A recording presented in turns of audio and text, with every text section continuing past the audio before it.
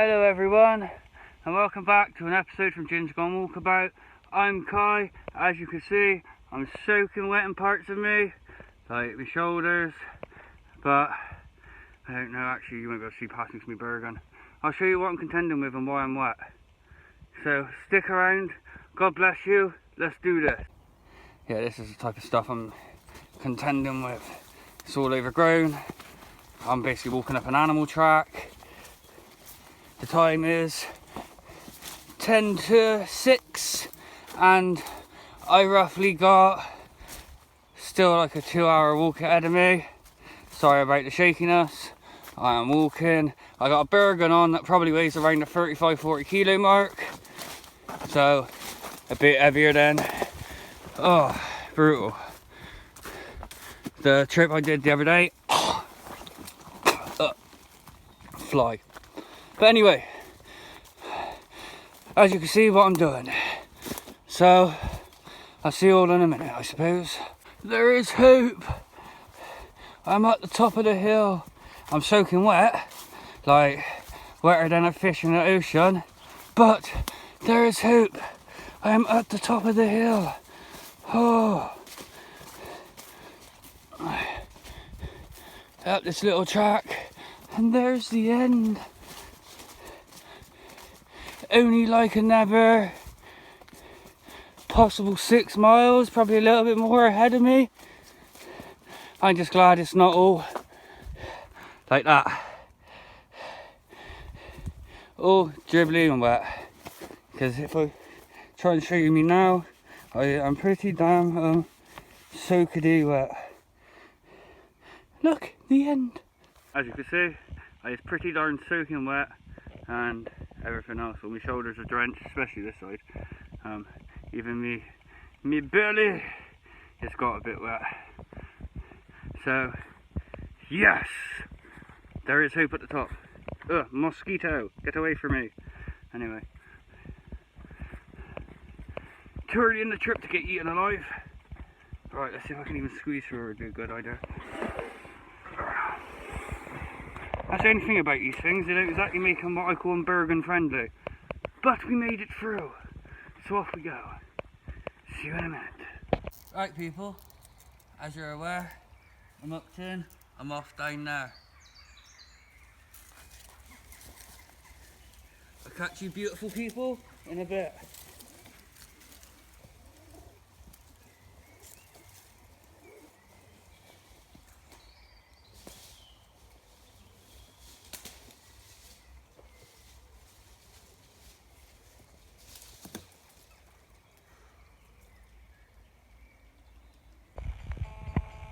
Right, that's where I come up from, basically, and I'm heading down that way.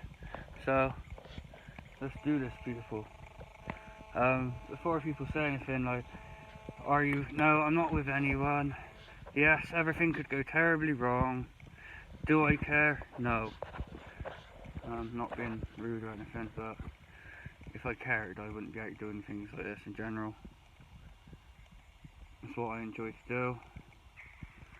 Maybe if I settle down or whatever, maybe I'd probably take everything a little bit more seriously. But do I enjoy throwing myself off big steep things like that, just bits of rope attached to me holding me in with a harness? Yes. Why wouldn't I? Why wouldn't I? It's all fun and games if you ask me personally. I got the skills, I got the abilities to get up there and get it done. Why wouldn't I want to do crazy stuff? That's just who I am. That's just who I am. Not a lot I can do about that. But, you know, I suppose that's just life. But yes, onward people, onward. Coffee and a food is cooling. I'm probably not going to do a fire tonight. Mainly because I can't be bothered. Might have one tomorrow. I've got some food and everything I could cook on a fire. Oh, lovely. Deep water. Deep-ish water, anyway. One of those moments your brain goes, thank you for putting on Gore-Tex socks. But yes, people. Yes.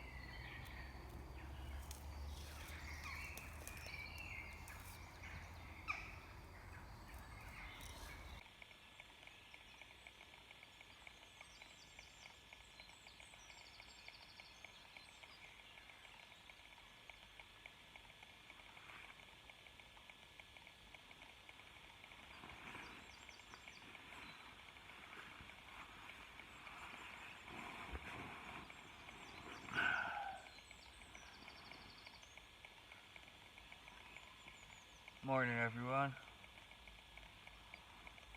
Time is 10 to 7. I was feeling lazy this morning. Just rolled back over and went back to sleep, not gonna lie. But God bless you. Let's have a good morning. Brew time.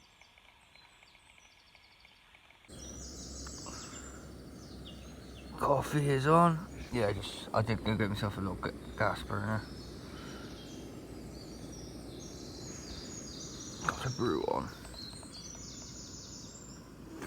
Beautiful. Obviously I'm packing up my kit. I forgot to press record.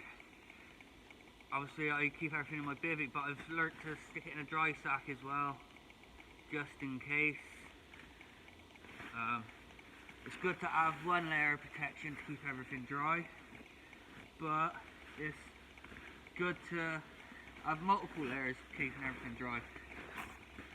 I know the burr gun itself is pretty water resistant, but it's not submersible resistant. So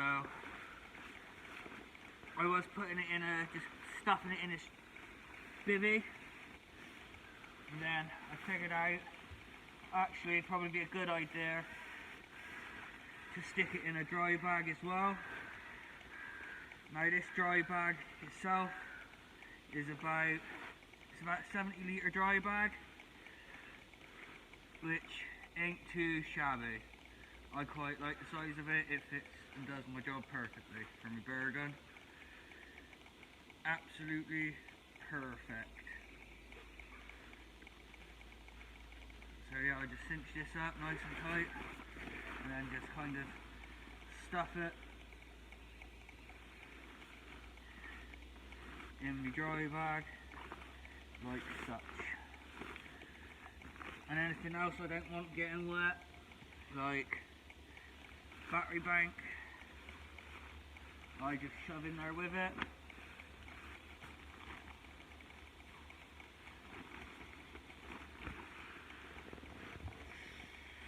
And then use my weight to compress the air out of it as best as I can.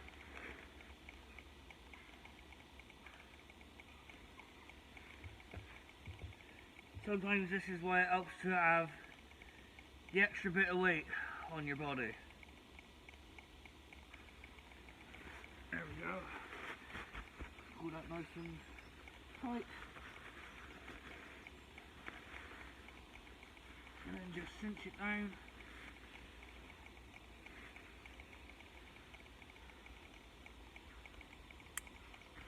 And then that gets chucked in my burr gun.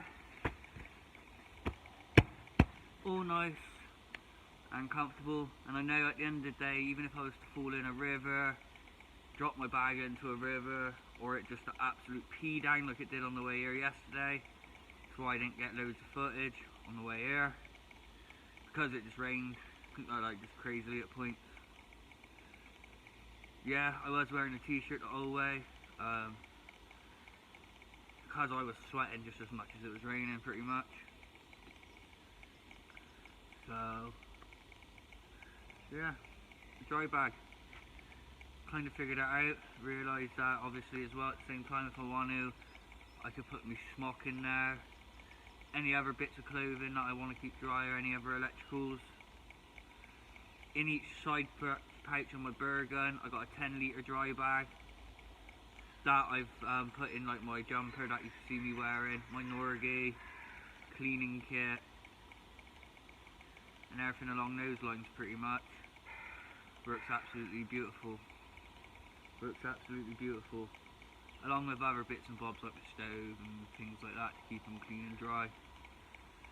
Yeah, absolutely amazing I find. Absolutely amazing. So on that note, I think my water's done for a brew. You know I like a good old coffee.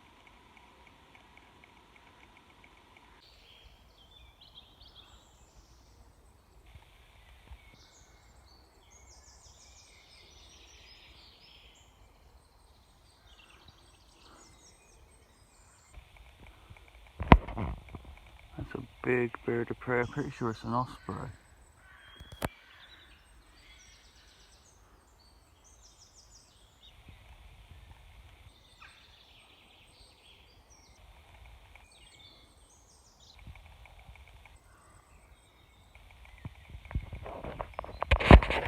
Right, one thing we're going to talk about, you don't ever see me talk about really, is hygiene in the field, because I thought it was just a common practice, but apparently not so much. Obviously I tend to use baby wipes, as you're probably aware.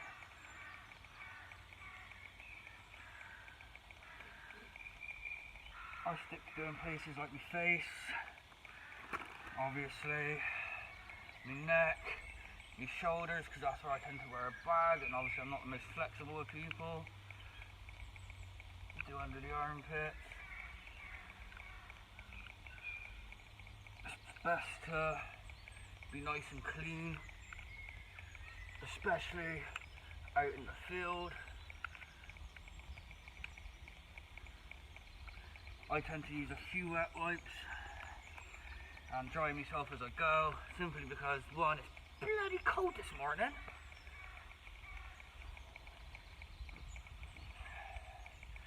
It is blisteringly cold, even though it's a bit sunny, and you can see it is sunny. I'm pale white, so it is pretty cold for me. Yeah, I use several wet wipes because I don't like the idea of spreading nit and grit around. The object of this is to get clean.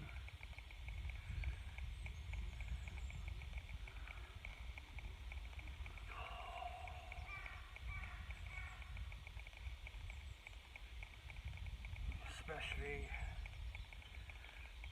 considering I was all clean and had a shower yesterday, I was starting to look pretty damn filthy.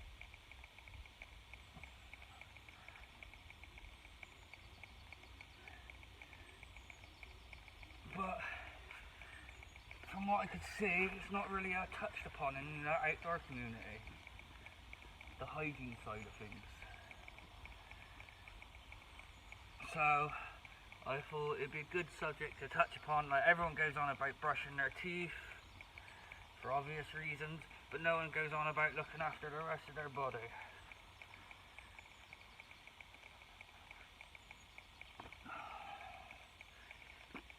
Like getting on fresh clothes and everything else, if they can.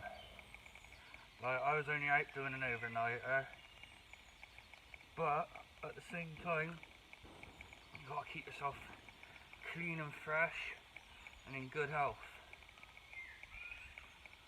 Obviously, lower section, I'll do off camera and everything else. You don't need to see my ultra white legs, do you? But yeah, so something I thought I'd give you a heads up and like a bit of a talk on, because it's not something that is spoke upon much in the outdoors community. Everyone seems to focus on bushcraft fire and shelters and things like that. No one really talks hygiene, no one really talks about keeping themselves clean or anything else, but it is a big part of being out in the woods. You need to keep yourself clean, otherwise you can get infections and all kinds of horrible stuff happen, really. And as well, it gives you a chance to have a quick look over and check if you've got any ticks or anything on you, because none of us like ticks,